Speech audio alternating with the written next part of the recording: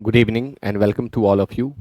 आज के इस क्लास में एसएससी की बुक सीएचएसएल और एमटीएस जो अजय कुमार सिंह सर के द्वारा कंपाइल की गई है, प्रीवियस ईयर क्वेश्चंस के लिए ये बुक बहुत ही अच्छी है। और आज इसके एक सेट को मैं आपके सामने एक्सप्लेन करने जा रहा हूँ। इसके पिछले क्लासेज में, इस सीरीज में मैंने बहुत सारे वीडियोस अपलोड किए हैं, लाइव क्लासेस भी लिए हैं, और उसी को आगे बढ़ाते हुए आज SSC previous year question CHSL 2020 के सेट वन को मैं एक्सप्लेन करने जा रहा हूं। आइए क्लास को शुरू करते हैं। और आप सभी एक बार लिंक को उन सभी लोगों में शेयर कर दें जो डिफेंस या एसएससी की तैयारी करते हैं। कई बार स्टूडेंट्स इस कंफ्यूजन में रहते हैं कि ये तो एसएससी का क्लास चल रहा है, मेरे लिए नहीं होगा। ऐसी सोच उनकी होती है जो डिफेंस की तैयारी करते हैं। मैं आपको बताऊं कि अगर आप सफल होना चाहते हैं तो आपको ऑलराउंडर बनना होगा। किसी वर्ड पर या ग्रामर के किसी क्वेश्चन पर ऐसा कोई साइन मार्क नहीं है जो यह डिसाइड कर दे कि this will be asked in defence examinations and this one will be asked in other type of competitive examinations. No, ऐसा नहीं हो सकता। आपको ऑलराउंडर बनना होगा, इसलिए सबके बीच शेयर करिए जो कॉम्पिटिटिव तैयारी में लगे हुए लोग हैं। आइए शुरू करते हैं आज के क्लास को। पहला क्वेश्चन ऑन टेंटरहुक्स। इसमें आपको मीनिंग बताना है इस इडियम का। ऑन टेंटरहुक्स के लिए ऑप्शन चार दिए गए हैं: very angry, very tense, very happy and very sad. On tenterhooks, he was on tenterhooks, यानी वह बहुत तनाव में था, वह किसी तरह की बेचैनी में था। ऑन टेंटरहुक्स का अर्थ होता है तनाव या बेचैनी। तो very angry, very tense, tense मतलब तनाव होता है, इसलिए वन का आंसर बी होगा। क्वेश्चन नंबर टू, राई शब्द का आपको बताना है सिनोनिम। तो आप सभी कमेंट जरूर करें। ए में है forthright, B frank, C straight and D crooked. बहुत सिंपल वर्ड है और एसएससी प्रीवियस ईयर क्वेश्चंस में एक्सप्लेन कर रहा हूं जो आप सभी के लिए काफी इंपॉर्टेंट है। शब्द है राई। ये जो वर्ड आप देख रहे हैं, फोर्थ राइट, फ्रैंक और स्ट्रेट, स्पष्ट बोलने वाला, स्पष्टवादी के लिए यूज होता है। ये तीनों सिनोनिम्स हैं, यानी स्पष्ट हो रहा है कि इन तीनों में से तो आंसर कोई नहीं होगा, क्योंकि यहां तो तीन तीन सिनोनिम है, यानी क्रुक्ड होगा। क्रुक्ड मतलब होता है टेढ़ी सोच वाला। क्रुक्ड मतलब टेढ़ा मेढ़ा भी होता है। और वह व्यक्ति जो हमेशा टेढ़ी सोच रखता है, कुछ नेगेटिव ही सोचता है, उसकी सोच, उसके लिए क्रुक्ड का यूज करते हैं। वह पर्सन क्रुक्ड होता है। राई मतलब होता है व्यंग्यात्मक। राई मतलब होता है नकारात्मक।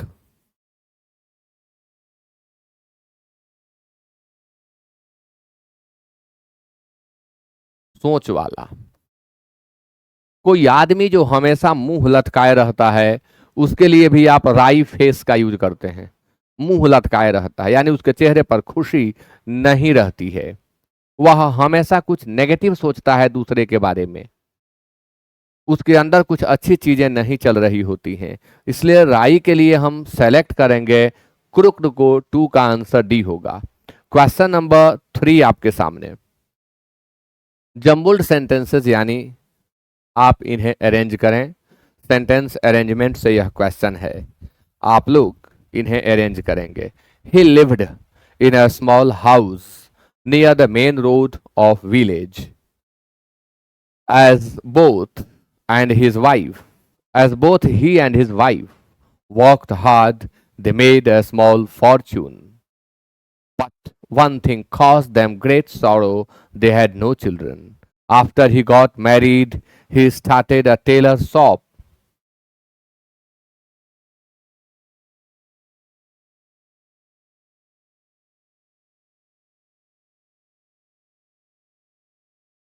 Hmm. सबसे पहले अब ए को दीजिए कि वह एक छोटे से हाउस में रहता था जो कि मेन रोड वाले साइड के विलेज में था। आफ्टर ही गॉट मैरिड, जब उसकी शादी हुई तब उसने टेलर का शॉप शुरू किया। शादी होने के बाद वह मेहनत तो करता ही था, साथ ही उसकी वाइफ भी मेहनत की और दोनों मिलकर स्मॉल फॉर्च्यून इकट्ठा कर लिए, यानी संपत्ति थोड़ी खड़ी कर लिए। लेकिन वे उदास थे क्योंकि उन्हें कोई संतान नहीं थी, बच्चे नहीं थे।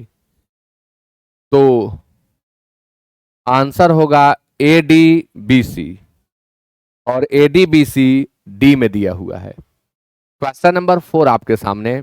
आप सभी कमेंट जरूर करें, वीडियो को खूब शेयर करें और कमेंट जरूर करें। आपके कमेंट से क्लास एंगेजिंग होता है और एंगेजिंग कमेंट्स और मोटिवेट करता है कि टीचर आपके लिए अधिक से अधिक सेट्स, अधिक से अधिक क्वेश्चंस ला सके। तो आप कमेंट जरूर करते रहें। It is claimed that if you take a certain homeopathic medicine it will dash you against the corona virus. यह दावा किया जाता है कि यदि आप कुछ खास होम्योपैथिक मेडिसिन लेते हैं तो यह आपको कोरोना वायरस के विरुद्ध डैश कर देगा। इम्यून वर्ब है ही नहीं, इम्यून नाउन का काम करता है, इसलिए आप सोचिए मत। अब आदत है इम्यून जैसे सोचेंगे, अच्छा हाँ ये रोग विरोधी है ना, इसको दे दो, लेकिन विल के बाद वर्ब वन चाहिए। इम्यून रोग विरोधी शक्ति को कहते हैं, यह नाउन है। रोग विरोधी शक्ति और यह नाउन है। फोर्टिफाई वर्ब है मजबूत बनाना, दुश्मन के अटैक से या किसी बीमारी के अटैक से, एनिमी या डिजीज के अटैक से जो हमें मजबूत बनाए उसे हम फोर्टिफाई कहते हैं। रेइनफोर्स मतलब होता है मजबूती प्रदान करना, लेकिन किसको मजबूती प्रदान करना? जो स्ट्रांग है पहले से, पार्ट पार्ट करके उसे और चीजों को जोड़ जोड़ कर मजबूती दी गई तो रेइनफोर्स हो गया। शेल्टर मतलब शरण देना वर्ब के रूप में। तो यहां ऑप्शन आप रेइनफोर्स ना सोचें, आप फोर्टिफाई सोचें। किसी भी अटैक से, चाहे वह आपके दुश्मन के द्वारा आप पर अटैक हो या किसी बीमारी का अटैक हो, से मजबूती के लिए फोर्टिफाई वर्ड वर्ब के रूप में और नाउन के रूप में फोर्टिफिकेशन यूज होता है, इसलिए आप आंसर सेलेक्ट करेंगे फोर्टिफाई। नेक्स्ट क्वेश्चन आपके सामने। That which is incapable of being red और अंडरस्टूड, वह जो पढ़ा नहीं जा सकता, वह जिसे समझा नहीं जा सकता, उसे क्या कहते हैं? तो ऑप्शन नंबर 1 इंटेलिजिबल, बी में है इलिजिबल, सी इंडेलिबल और डी इलीगल। क्या आंसर होगा कमेंट करिए। इंटेलिजिबल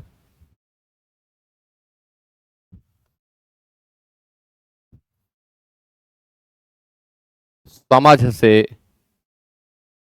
पढ़े, इसे इन I am sorry, I am sorry,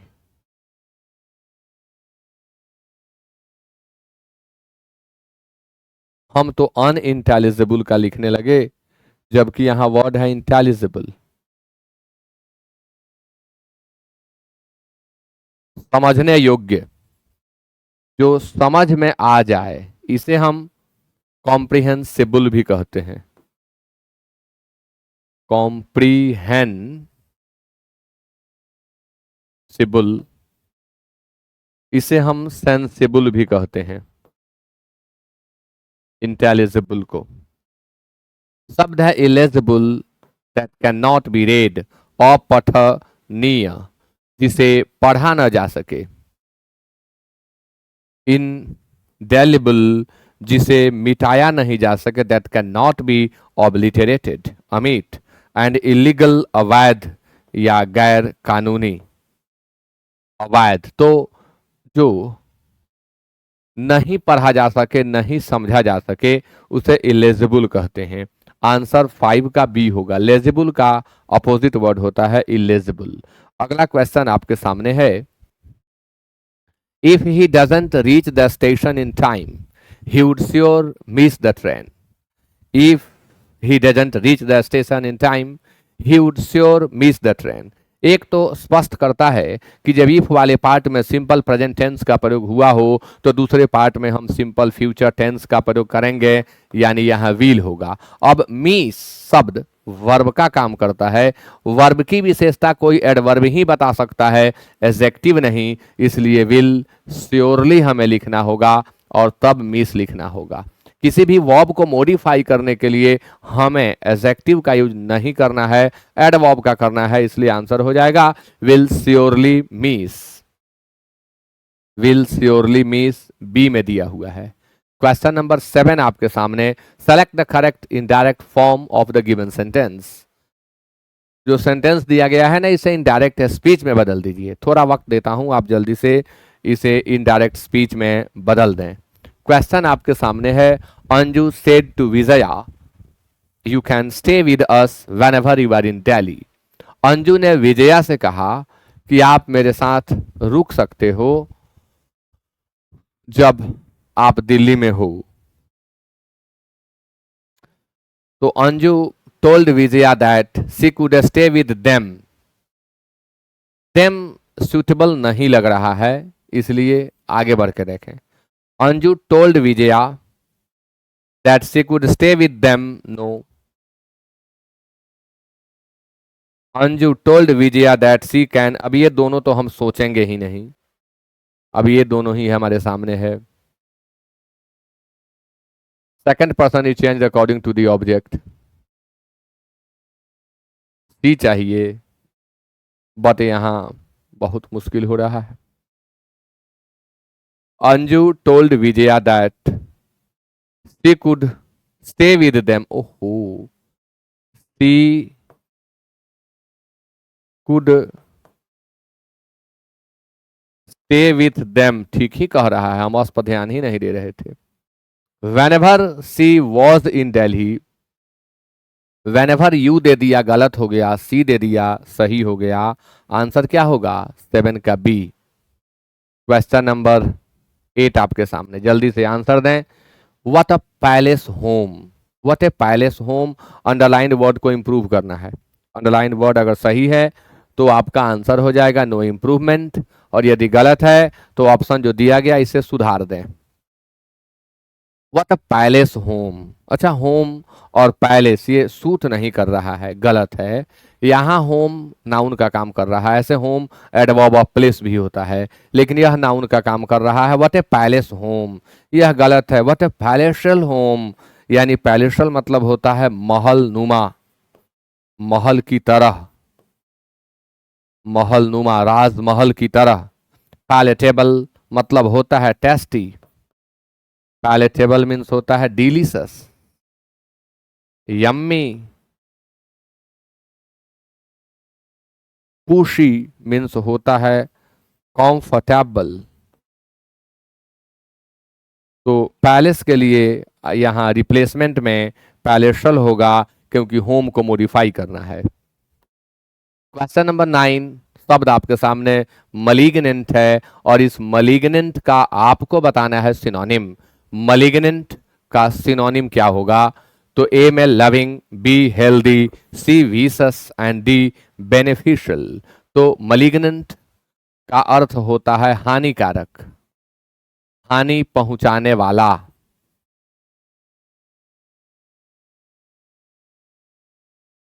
malignant शब्द का एंटोनिम बहुत बार पूछा गया है, इसका एंटोनिम होता है benign.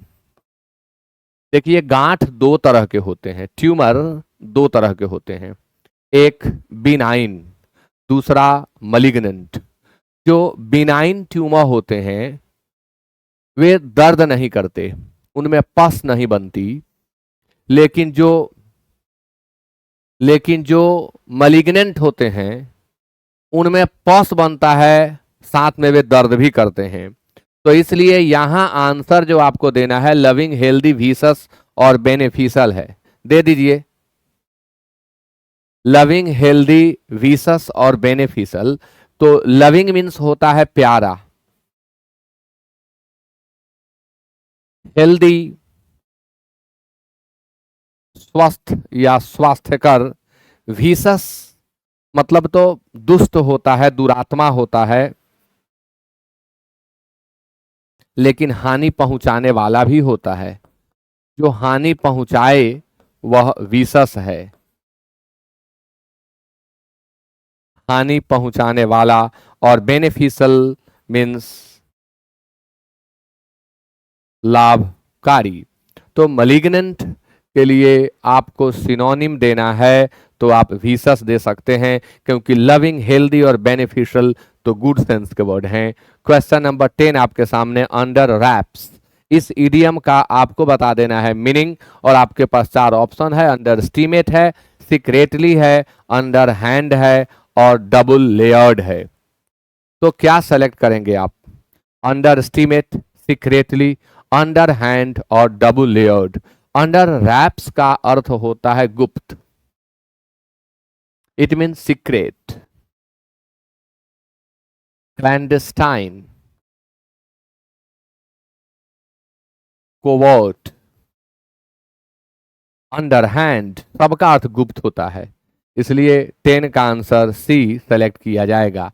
Question number 11, select the incorrectly spelled word. इनमें से कोई एक वर्ड है जिसका स्पेलिंग गलत है, आप उसे सेलेक्ट करें।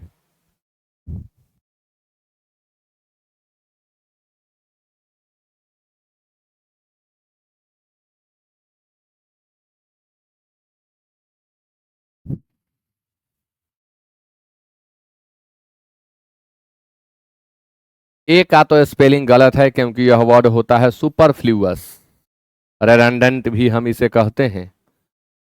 जो ग्रामेटिकली रिक्वायर्ड नहीं है बट यूज कर दिया गया है, उसे हम सुपरफ्लूअस कहते हैं। सुप्रीम का स्पेलिंग सही है, सुपरस्टिशन का सही है, सुपीरियर का सही है। सुप्रीम मीन्स एपेक्स होता है, सुप्रीम का हिंदी मीनिंग सर्वोच्च होगा और इसका इंग्लिश मीनिंग एपेक्स होता है। सुपरस्टिशन मीन्स अंधविश्वास होता है,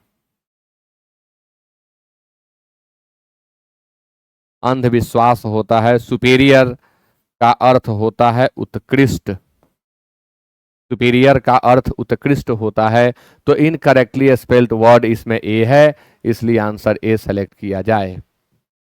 question number 12, दीपू's mother has repeated asked him to lower the volume of his mobile। Deepu अपने मोबाइल के वॉल्यूम को काफी बढ़ाए हुए है, माँ ने बार बार कहा कि अपने वॉल्यूम को लोअर करो यानी कम करो। तो दीपू की मदर बार बार कही, तो यहाँ रिपीटेड आस्क्ड ये सूट नहीं कर रहा है। फिर वही ट्रिक यहाँ काम करेगा कि आस्क्ड वर्ब है और वर्ब को क्वालिफाई करने के लिए हमें एडवर्ब की जरूरत होती है, इसलिए हम कहेंगे रिपीटेडली, रिपीटेडली आस्क्ड।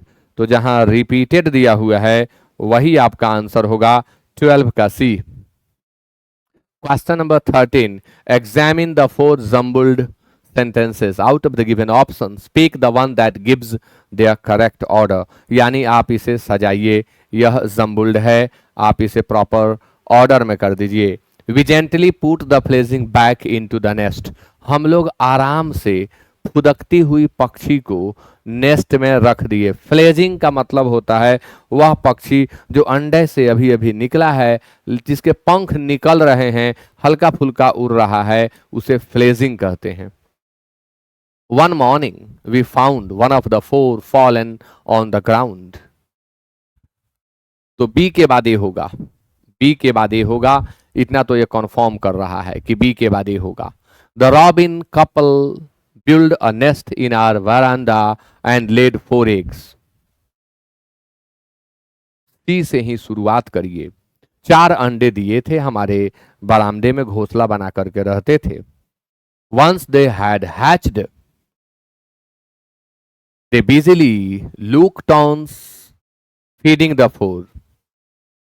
तो सी के बाद डी होगा। अब एक दिन उसमें से एक नीचे गिर गया था, हम लोग उसे आराम से घोंसले में रख दिए। यही तो क्रम बन रहा है।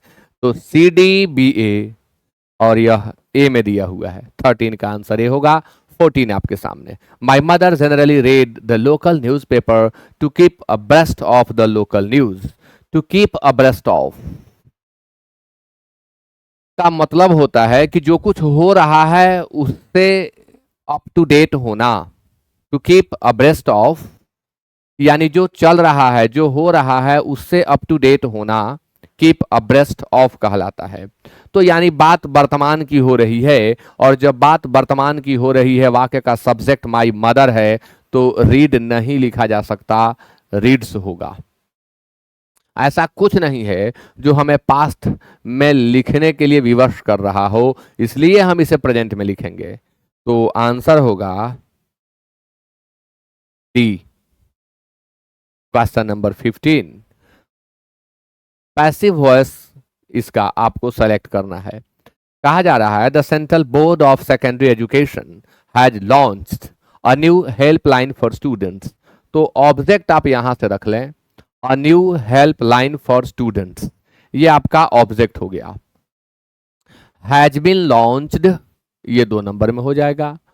Bye the central board of secondary education, by the central board of secondary education, तो आंसर हो जाएगा a new helpline has been launched, a new helpline for students. ठीक है, मैंने लिखा है, इज लॉन्च्ड नहीं होगा, हैड बीन लॉन्च्ड नहीं होगा, हैज बीन लॉन्च्ड होगा, इसलिए आंसर होगा सी। देखिए सिर्फ एक टेक्निक से बन जाता है, बहुत आसान होता है ये। क्वेश्चन नंबर 16 आपके सामने, फिल कर दीजिए। ऑप्शंस आपके सामने 4 दिए गए हैं। Dev Jyotis short animation film dash highlights the stark contrast between the rich and the poor in India. एक ग्रामर की बहुत अच्छी चीज यहां आपको देखने को मिल रही है। बिटवीन के साथ हमेशा एंड का यूज करते हैं, बोथ के साथ एंड का ही यूज करते हैं, आइदर के साथ और का, नाइदर के साथ नॉर का, नॉट ओनली के साथ बट ऑल्सो का, हार्डली, स्कार्सली, रेयरली के साथ व्हेन का, नो सूनर के साथ दैन का। ये कॉम्बिनेशन याद करने लायक है, हमेशा प्रश्न पूछा जाता है। तो Dev Jyotis short animation film dash highlight strictly, poignantly, carelessly और स्वीटली, मीनिंगफुली आप फील करिए कौन सा यहां सूट करेगा, इसके लिए आपको अर्थ की जानकारी होनी चाहिए।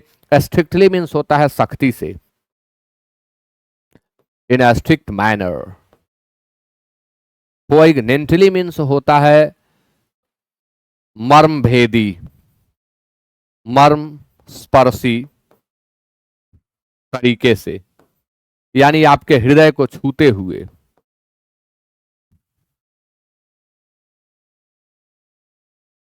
हृदय को छूते हुए, केयरलेसली,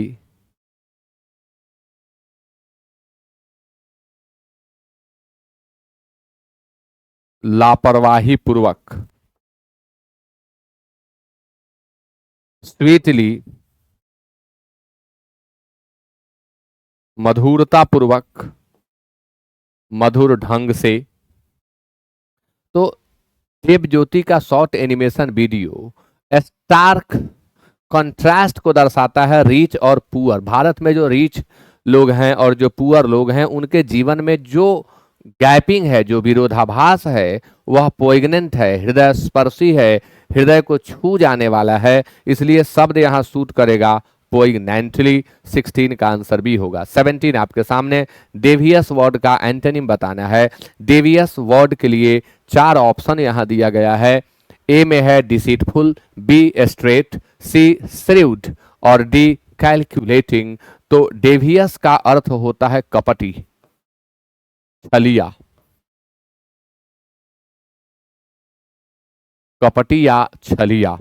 डिसीटफुल कपटी, छलिया धोखेबाज, स्ट्रेट सीधा, श्रीव्ड चतुर, कैलकुलेटिंग चतुर। तो डिसीटफुल होगा 17 का आंसर ए होगा। 18 इनकरेक्टली स्पेल्ड वर्ड आपको यहां बताना है। शब्द है टेम्परेचर, डिसअपियर, 12th और अनटिल। बताइए जल्दी से कमेंट करिए। तो बहुत सिंपल क्वेश्चन है, सारे वर्ड आपके सुने हुए हैं। आप 12 रोज सुनते हैं, अनटिल भी सुनते हैं, डिसअपियर और टेम्परेचर भी सुनते हैं। तो टेम्परेचर शब्द का अर्थ ताप होता है, इसकी स्पेलिंग बिल्कुल सही है। डिसअपियर विलुप्त होना, गायब होना, इसका स्पेलिंग भी बिल्कुल सही है। 12 का स्पेलिंग गलत है, इसलिए यही आंसर होगा। ये होता है 12। और अनटिल बिल्कुल सही है, गलत नहीं है। बहुत लोग डबल एल लगा देते हैं, आप नहीं लगाएंगे। सस्टेनेंस शब्द का आपको बता देना है एंटोनिम। सस्टेनेंस शब्द का एंटोनिम क्या होगा, यह आप बताइए। आपके पास चार ऑप्शन है। Starvation, livelihood, nourishment and refreshment. Sustenance means होता है भरण पोषण, भरण पोषण। स्टारवेशन यानी भूखमरी, स्टार्व वर्ब का नाउन है। लिवलीहुड आजीविका, लिवलीहुड आजीविका। नॉरिशमेंट पोषण, रिफ्रेशमेंट ताजगी, और रिफ्रेशमेंट का अर्थ नाश्ता भी होता है, नाश्ता। तो स्टारवेशन ही यहां दिया जाएगा, बाकी कोई सूट नहीं कर रहा। 19 का आंसर ये होगा। Question number 20, a government run by the wealthy people. वह गवर्नमेंट जो वेल्दी पीपल के द्वारा रन की जाती है उसे क्या कहते हैं। A monarchy, B plutocracy, C aristocracy and D oligarchy. Government run by the wealthy people, जो वेल्दी पीपल के द्वारा शासित सरकार हो उसे क्या कहते हैं। मोनार्की मीन्स होता है लोकतंत्र। आई एम सॉरी, लिखना था राजतंत्र, राजा का शासन।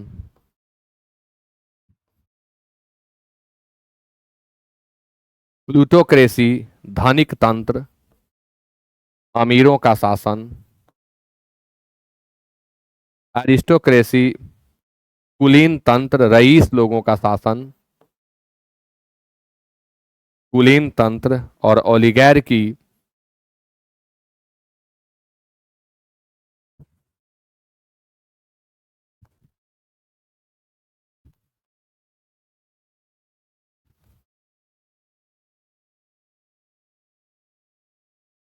धनिक तंत्र है, तो आप प्लूटोक्रेसी का यूज करें। 20 का आंसर बी होगा। 21 to 25 में क्लोज टेस्ट दिया हुआ है। 21 to 25 में है cloze test. A year is hardly sufficient time for a master to dash about a new school. Sufficient means पर्याप्त होता है, इसका सिनोनिम अडेक्वेट होता है। सफिशिएंट के लिए दूसरा वर्ड अडेक्वेट होगा। Time for a master to dash about a new school, to के साथ हम V1 का यूज करते हैं, तो to learn about a new school. Leave alone, absorb a distinct tradition, like absorb करो किसको, अ डिस्टिंक्ट ट्रेडिशन को, लाइक डैश किसकी तरह, तो like mine, like ours, like ourselves, like himself. Live alone अकेले रहते हुए। ऑब्जर्व अ डिस्टिंक्ट ट्रेडिशन एक अलग ट्रेडिशन, लाइक डैश। अब यहां तो माइन भी हो सकता है, यहां आवर्स भी हो सकता है। हम लोगों की तरह या मेरी तरह, आगे पढ़ने दीजिए पहले। Most of the new appointees had not served in a residential school and dash time to learn, but the short tenure means होता है वर्किंग पीरियड, टेन्योर मीन्स होता है working period, didn't allow dash, they could not develop understanding of the students and his dash।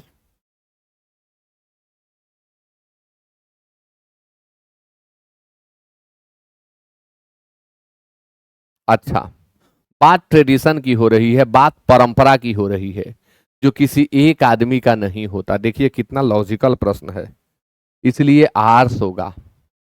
Most of the new appointed, जो नए नए appoint किए हुए लोग होते हैं, had not served in a residential school and dash time and need time, had not served.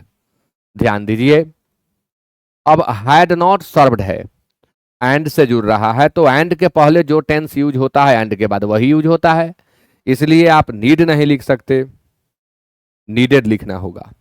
Needed time to learn, but the short tenure didn't allow that, these, them, those.